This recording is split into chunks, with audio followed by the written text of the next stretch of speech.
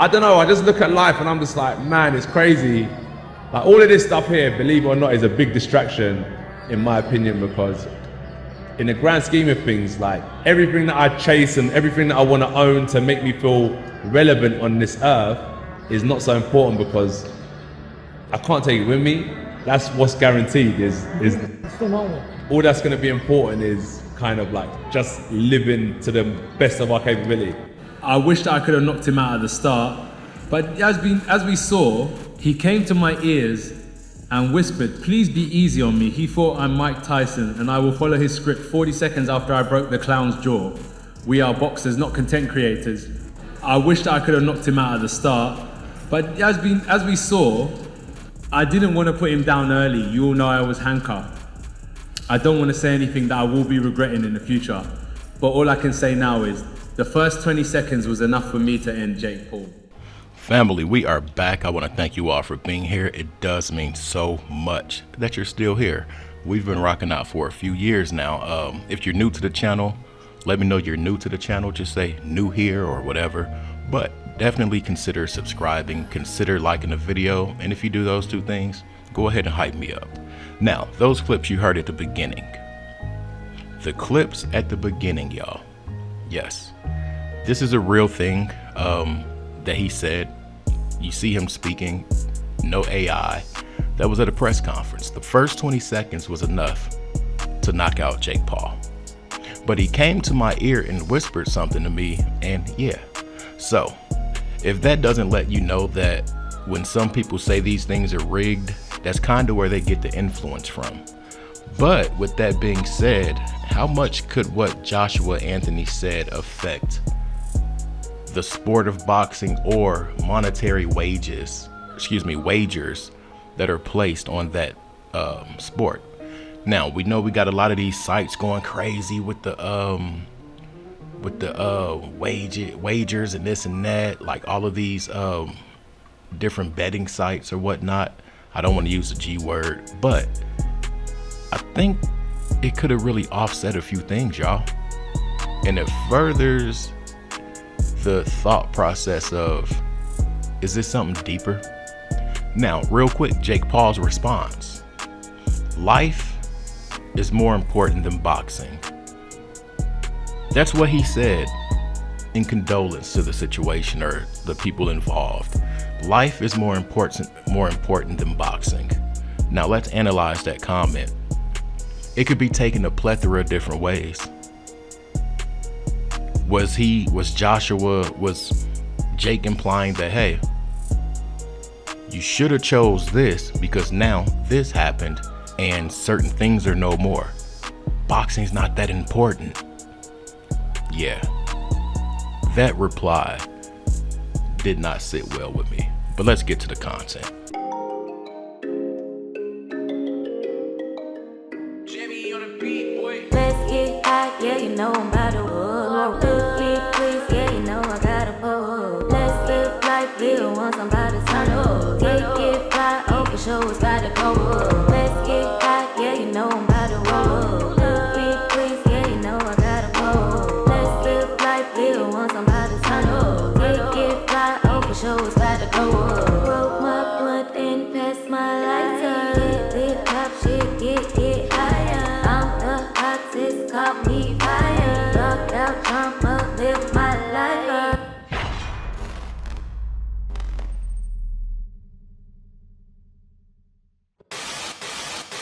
Now, this first clip, listen as Joe and Mike Tyson give their take about this spectacle. Mike Tyson admitted to selling his soul. Yes, he said it, y'all. But I sold my soul. I could have had that dude down so quick, but I sold my soul. How do you sell your soul in this situation? In my opinion, allegedly, it could happen if you agree to certain terms and stipulations to go on with the match, and you restrain your full potential so that you guys can make a show. Check this out. Like, this is the clearest, like, fixed fight you're ever gonna see. But look at this guy holding his hands up and watch. Look at this. He, like, literally shows him his chin, and he goes down. It's so fake. Look at me, he's got nothing. It's like a guy who just learned boxing. The day after I woke up and told my wife, why did I do that? I don't know, I just don't know what the hell goes on. I remember one thing, I had a very hard moment in that part of my life, but I assure you in that age, I could have put that crown in the first round, but I sold my soul. This man sold his soul, altered his legacy, because he said that he was in a certain position in his life at that time. And that's what I always say, y'all. Allegedly, people that are in certain situations will sell out quicker than others. Period. Just to get out of the turmoil or bad situation that they're in today, thinking that they're gonna have a better tomorrow. Yeah, you gotta make it make sense. All right, so this dude that we're about to hear speak, y'all, he's gonna give his opinion, and bro was supposed to come in the ring and fight instead of Mike Tyson, but he didn't. I'm not sure what happened. He might have been they might have assumed he was more of an issue than Mike Tyson was for Jake. But check out what this dude says, y'all. Pay attention. Let's get to it. Good morning, guys. Just wanted to give a little opinion on everything I've been seeing on social media lately. Jake Paul versus Anthony Joshua. I know that I will beat Anthony Joshua's. Just wanted to come in here and remind everybody that bum couldn't beat me when I basically had a broken hand. I had one hand and he still lost. Jake Paul, I'm still your daddy, and everybody weighing this fight up, don't bother, because he ain't worth a shilling. And the loss will always be there, Mr. Paul. Take it easy. One thing that really stood out in what bro said was he beat him with one hand. Now, I don't think this dude could beat Joshua, but the thing that stood out the most was it's not worth the shilling. If I ain't mistaken, shilling is money in a different country. If I ain't mistaken, don't quote me on that. Just that right there alone, just to offset the bets that people are placing on these platforms and in person and all of that stuff, that could be enough to interrupt so much. And that's kind of where I think Anthony Joshua got a lot of his problem from, allegedly. He interrupted the flow of that cash, them bets. Imagine all these platforms, these betting platforms and stuff like that. Yeah, underdogs, and you can bet almost on anything, y'all.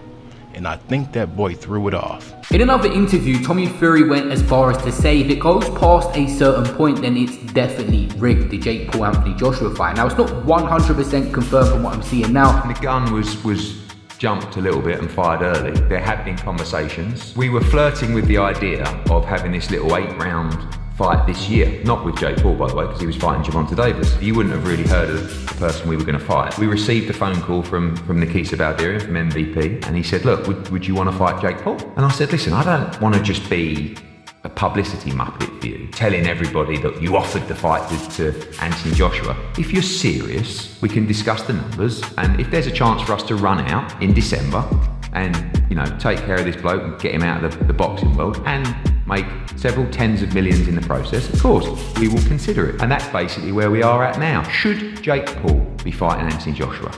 No. Is he mad to do it? Yeah. But could it happen? Yes, it could.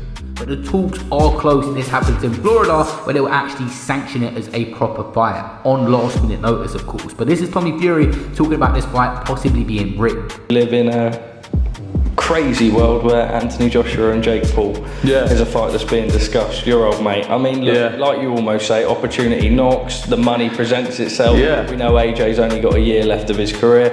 I find it nuts how we were talking about the fight with your brother, and now we sit here in a position where AJ could be fighting Jake Paul. What do you make of it all, Tommy? Well, let me just say this. Obviously, money's a very powerful thing in today's world, but if it goes past 2 minutes of the opening round, I will take that in. AJ's been paid off. Come on, y'all. It's not just the general populace. These are professional fighters telling us what they're saying. Allegedly, they're saying that it was staged, and they're giving facts. They're giving their proofs to why they think it would be and was staged. A lot of these interviews were taking place before the actual event, so that's why I say would be or whatever. But at the end of the day, they're not the only people that feels this same sentiment. Majority of the people that have watched this think the same thing. But he said something, y'all. Money is very powerful in today's world. The other dude said that you're not gonna use my man as a marketing tool to promo this man's event. But this is what we gotta ask ourselves, y'all. Who in the hell gave this dude the go ahead and made him a professional boxer? But what that guy say, money is a powerful thing in our world today, period. I don't think there will be anyone else that could just uprank y'all and do what Jake Paul's done. It's giving me the Christopher Columbus effect. And that's the best way I can put it. Let me know your thoughts, you guys. If you made it to this point, say I've made it. And I do want to thank you guys once again for rocking out with me. If you made it, say I made it. I'm out. Peace.